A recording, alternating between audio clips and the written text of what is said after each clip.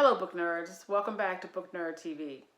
Today I'm discussing a book I listened to called Infectious Madness by Harriet A. Washington. Infectious Madness was written by Washington and published in October of 2015. The publisher was Little Brown and Company. The audio narrator for the book was Robert Petkoff. Infectious Madness is a book that discusses the very real possibility that pathogens like viruses and bacteria can actually cause mental illness and psychological issues.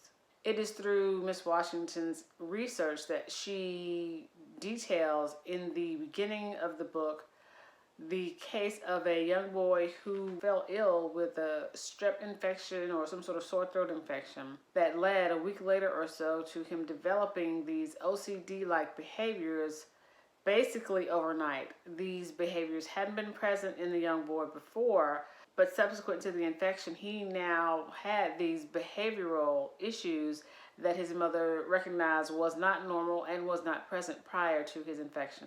The lady took her son to a doctor to try to figure out where these OCD-like behaviors came from. And the doctor just sort of told her, well, maybe you didn't really pay attention before, and that these behaviors had probably manifested previously, and now she was only really just paying attention. Well, she knew that wasn't the fact, and so she didn't just allow the doctor to dismiss her concerns about her son's behavior. She went on the internet and she came across a condition called PANDAS. PANDAS stands for Pediatric Autoimmune Psychiatric Disorders Associated with Strep Infection. This diagnosis is made not through lab tests, not through MRIs or brain scans or anything like that. It's a clinical diagnosis that is made by eliminating all other possible factors, settling on this curious and not uncommon set of behaviors and disorders that tend to follow some kind of pathogenic infection.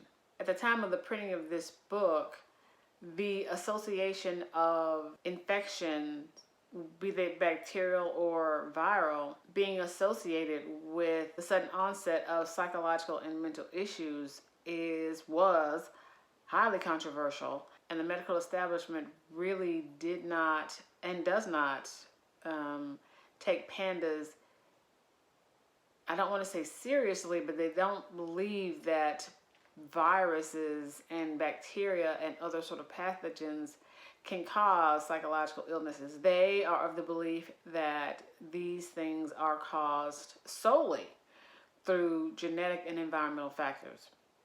Now, that's not to say that genetic and environmental factors don't play a role. So this is me editorializing.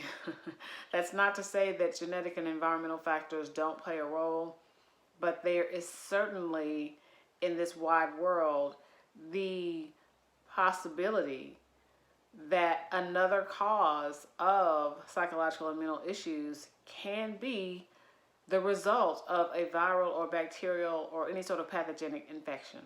And that is the track that Harriet Washington follows in her research and in this book. Ms. Washington goes back into the history of medicine and discusses certain infectious diseases that were known subsequent to the establishment of germ theory, were known to result in diminished mental capacity because of the disease process of the particular infection. Syphilis was the scourge of humans up until the very late 1800s, beginning of the beginning of the 1900s or the 20th century. Why did it plague humans for so long? Penicillin was not discovered until late 1800s, early 1900s. Practical application of the vaccine derived from penicillin was not readily available until the early 1900s.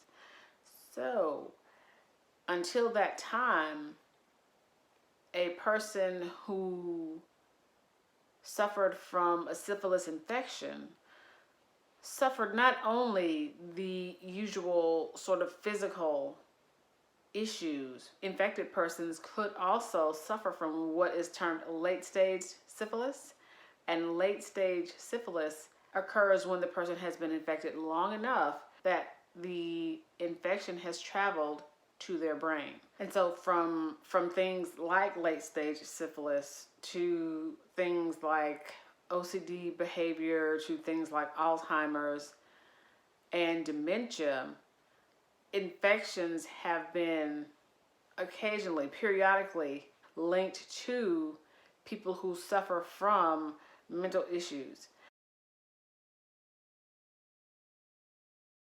People who suffer from COVID-19 illness often report that they suffer from a kind of brain fog, a loss of concentration.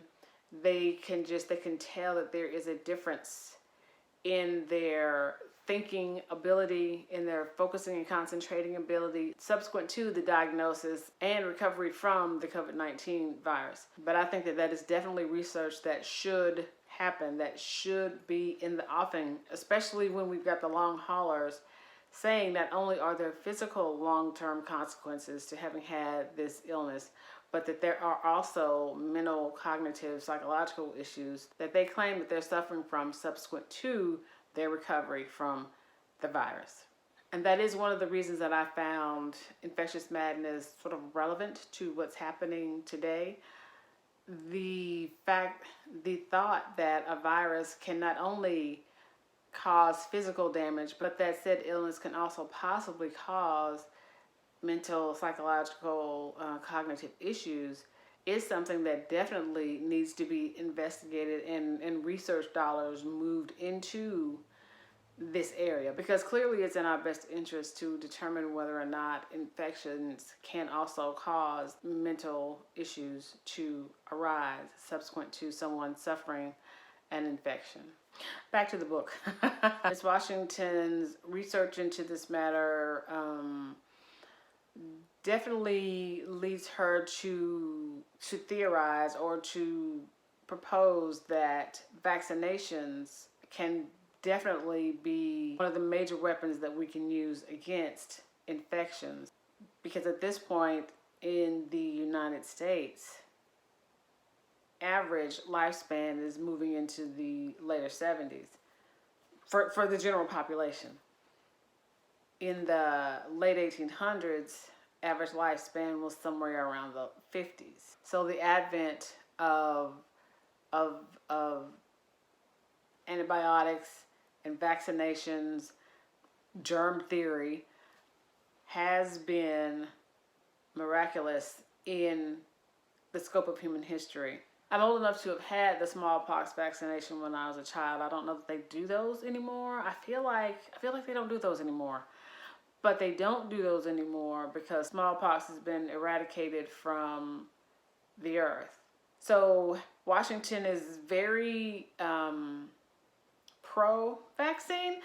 I don't think that, and I don't mean that politically, I just mean she looks at the science and she sees, well, these are the advancements that have been made since vaccinations came into effect, and she feels, well, of course, vaccinations can definitely help and would allow for people not to suffer when there are medical interventions that actually are available. Overall, I enjoyed Infectious Madness.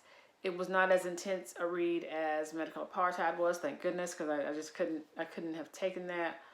But it was a very interesting read, and if you are someone who enjoys medical nonfiction, medical history, then I think Infectious Madness might be a book that you would want to pick up. Oh, which reminds me, the narrator, Robert Petkoff, did a serviceable job. There are just some narrators who really draw you in, and I didn't really get drawn in by Petkoff, but of course he read the book just fine. Robin Miles is someone that I've listened to, that I really enjoy listening to her narrate books.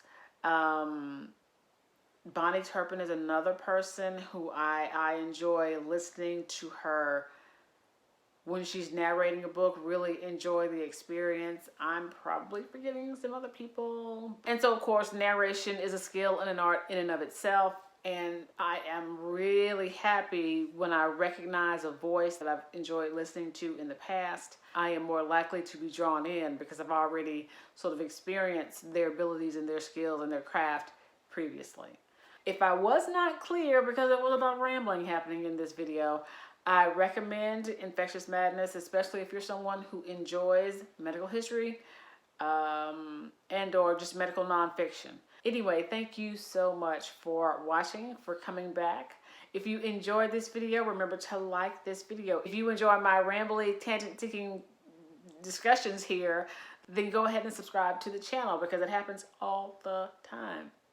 If you would like to leave a comment down below, I would really appreciate it. I will most certainly get back with you. It may take a couple of days or 2 or a week, but I will most certainly respond.